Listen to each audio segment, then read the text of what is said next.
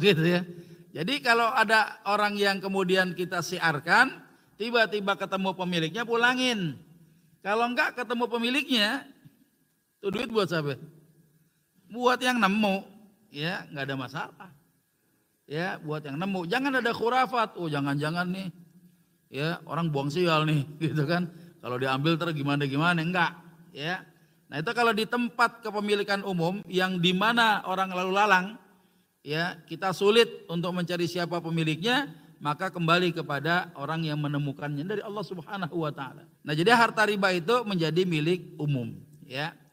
Nah, kemudian disebutkan juga semua harta haram, ya jika tidak diketahui siapa pemiliknya atau barangkali keluarga pemiliknya, maka hukum harta ini menjadi milik umum di mana setiap orang berhak mendapatkannya. Boleh saja digunakan untuk kepentingan umum, ya. Nah, ada khilaf yang ulama tentang pemanfaatan harta haram, semisal riba misalnya. Ya, harta haram macam-macam nih. Ini semisal riba kepada kemaslahatan umum. Ya. Para ulama berbeda pendapat tentang hukum mengambil harta riba untuk kemudian disalurkan ke berbagai kegiatan sosial kemasyarakatan. Pertama, ini pendapat jumhur.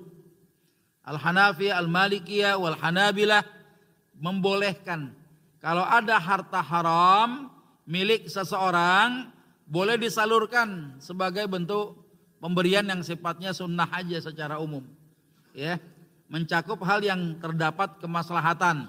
Boleh ngasih fakir miskin, boleh nyumbang kepada masjid wakaf, tapi tidak diniatkan sebagai sedekah. Karena sedekah daripada sesuatu yang haram, ya nggak diterima di hadapan Allah, sebagaimana antum ya salat tanpa berwudu, nggak tayamum, ya sebagaimana kondisi yang normal antum nggak wudu salat nggak diterima, sama ya sedekah daripada harta yang haram maka tidak terima di hadapan Allah Subhanahu wa taala. Tapi minimal si pemilik harta ini dibersihkan oleh Allah Subhanahu wa taala daripada harta kepemilikannya daripada sesuatu yang haram. Ya, jadi yang haram ini boleh. Makanya di beberapa masjid itu disediakan kotak khusus. Ada kotak operasional masjid, ada kotak yatim, ya kotak tromol duafa, ada kotak tromol harta haram. Ya, sebulan sekali dibuka, yang paling banyak yang mana? Yang harta haram yang paling banyak. Ya, luar biasa ya. Nah, boleh nggak tuh begitu? Boleh. Ya, boleh diterima. Kenapa? Karena wakaf ini milik umum, nggak ada masalah.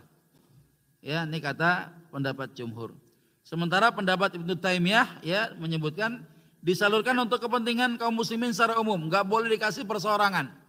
Antum kalau kasih fakir miskin nggak boleh, tapi kalau kasih secara umum buat pembangunan jalan, bikin toilet umum, nah itu boleh. Ya, jadi bukan tempat-tempat yang bisa dirasakan segelintir orang saja, tapi yang manfaatkan banyak. Ya.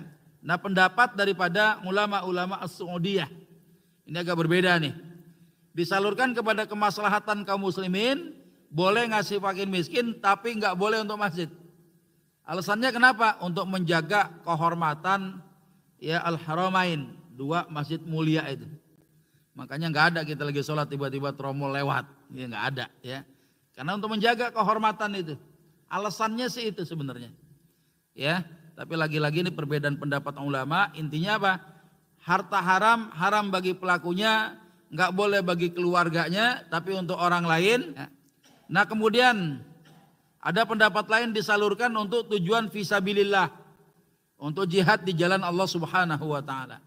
Ini pendapat-pendapat para ulama, ya tinggal kita memilihnya sesuai dengan kemampuan kita, ya.